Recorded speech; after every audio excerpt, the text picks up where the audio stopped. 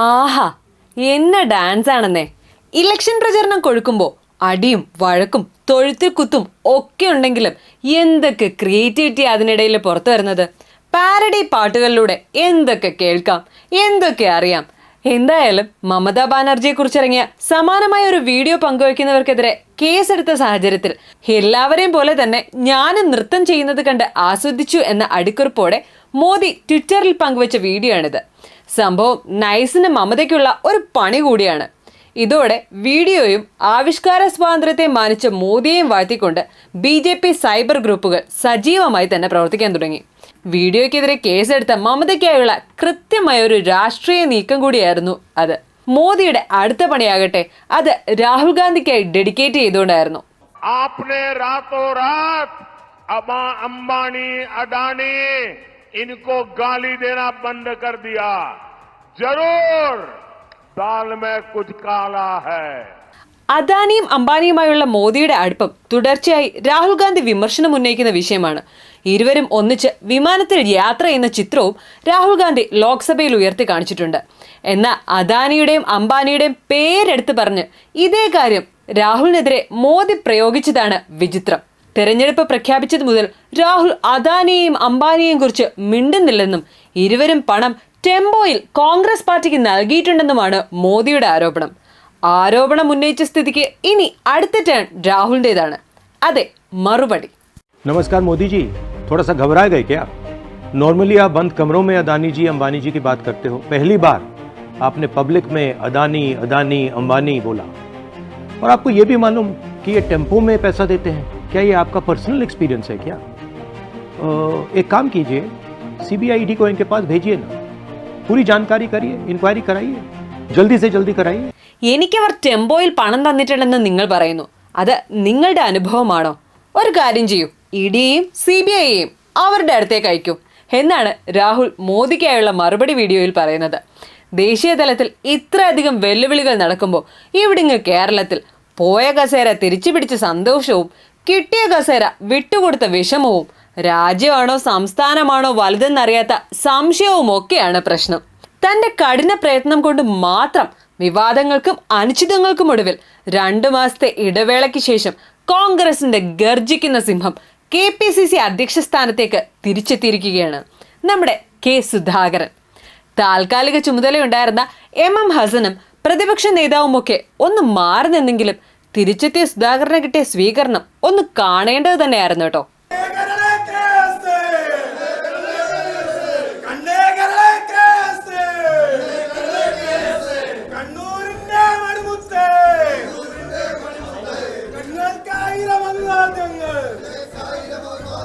കണ്ണേ കരളെ KSA, കണ്ണൂരിന്റെ മണിമുത്തേ. ആഹാ, എന്താ സ്നേഹം.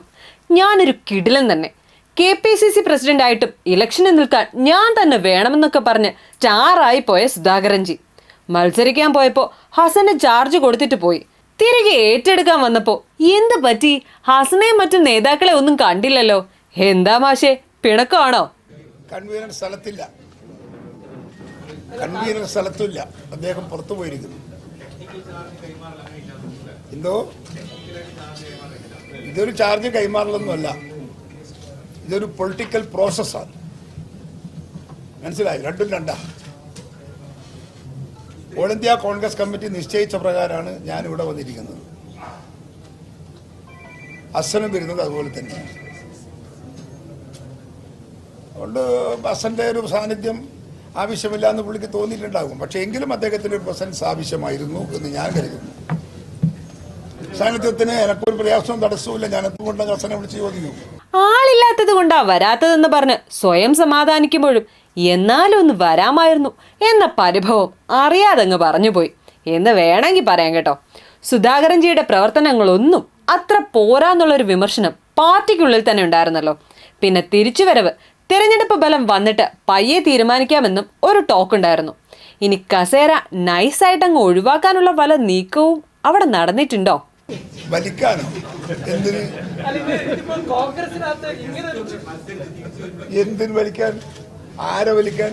എന്നെയോ വലിക്കാനോ? ഞാൻ എന്നെ ഇപ്പോ തിരിഞ്ഞിട്ടില്ലല്ലേ? തിരിഞ്ഞിട്ടില്ല. നിങ്ങൾക്ക് എന്നെ അറിയാത്തത് കൊണ്ട് അങ്ങനെയൊക്കെ തോന്നുന്നതെന്ന് സുധാകരൻ ജി. അല്ല മാഷേ, ഈ KC വേണുഗോപാലൻ മത്സരിച്ചിരുന്നല്ലോ, പക്ഷേ AICC ജനറൽ സെക്രട്ടറി സ്ഥാനത്ത് നിന്ന് പുള്ളി മാറിയത് കണ്ടില്ലല്ലോ. അത് കേസ് മത്സരിച്ചതുകൊണ്ട് ഞാനിപ്പം 2 സ്ഥാനം എടുത്തു എന്നതുകൊണ്ടല്ല. എനിക്കിവിടെ കേരളത്തില് മൊത്തം കോൺഗ്രസിന്റെ UDFന്റെ സ്ഥാനാർത്ഥിത്വവും മത്സരവും എല്ലാം നിരീക്ഷിക്കേണ്ടിയും തിരുത്തേണ്ടിയും ഒരാളാണ് ഞാൻ. എല്ലാം ഒന്നല്ല, എന്റെ ഒരു പോസ്റ്റല്ല, വേണുഗോപാലന്റെ ഒരു പോസ്റ്റാണ്. അത് തമ്മിൽ വ്യത്യാസമുണ്ട്, മനസ്സിലായോ? ആണ്. അല്ല, അത് മുഴുവൻ നോക്കുന്ന കൂട്ടത്തിലേ നോക്കണ്ടു കേരളത്തില്. അതൊരു ചെറിയ ഘടകമാണ് compare with all India level. എങ്ങനെ? അല്ല, മനസ്സിലായില്ല. അപ്പോ ഇന്ത്യയെക്കാളും വലുതാണ് കേരളമെന്നാണോ സുധാകരൻജിയുടെ ഒരു ഇത്? ആഹാ, നന്നായി. ഇനി ചോദ്യവും ഇല്ല, ഉത്തരവും ഇല്ല. ഇതൊക്കെ പറഞ്ഞു കൊടുക്കണമെങ്കിലേ യൂത്തന്മാർ വേണം എന്നാ പറയുന്നത്. അതൊക്കെ നമ്മുടെ ഇടതുപക്ഷം ഇരട്ടച്ചങ്ങന്റെ നേതൃത്വത്തിൽ നിൽക്കുകയല്ലേ യൂത്തന്മാർ. ആര്യ, ആർഷോ, ജെയ്ക്ക്, റഹീം, ചിന്ത. ആഹാ, നല്ല നീണ്ട നിര. ഈ സാഹചര്യത്തിൽ പറയാൻ പറ്റിയ പേരുകളും. എന്തായാലും യുവരക്തങ്ങളാണ് പാർട്ടിയുടെ നട്ടലെന്ന് പറഞ്ഞ നമ്മുടെ മുഖ്യന് ഇത് തന്നെ വേണം. മുഖ്യൻ ടൂറിന് പോയ സാഹചര്യത്തിൽ ഇനി എല്ലാം നമ്മുടെ ഗോവിന്ദൻ മാഷ് നോക്കിക്കോളൂ എന്ന് കരുതിയിരുന്ന ആര്യയ്ക്കാകട്ടെ കിട്ടിയത് കോടതി നോട്ടീസും. അപ്പോൾ എല്ലാം അപ്പന എന്ന് പറഞ്ഞ് ഗോവിന്ദ മാഷ് കൂടി കൈവിട്ട സ്ഥിതിക്ക് മുഖ്യന്റെ വരവ് കാത്തിരിക്കുകയാണ് നമ്മുടെ മേയറമ്മ. അപ്പോൾ വിശേഷങ്ങൾ 3 പൊടിക്കുന്നുണ്ട്. ഇവരൊക്കെ ഉള്ളിടത്തോളം കാലം പറയാനും കാണാനും നമുക്ക് ഒരുപാടുണ്ടാവുമല്ലോ. കാണാം, കണ്ടുമുട്ടാം നല്ല ചൂടൻ വിശേഷങ്ങളുമായി.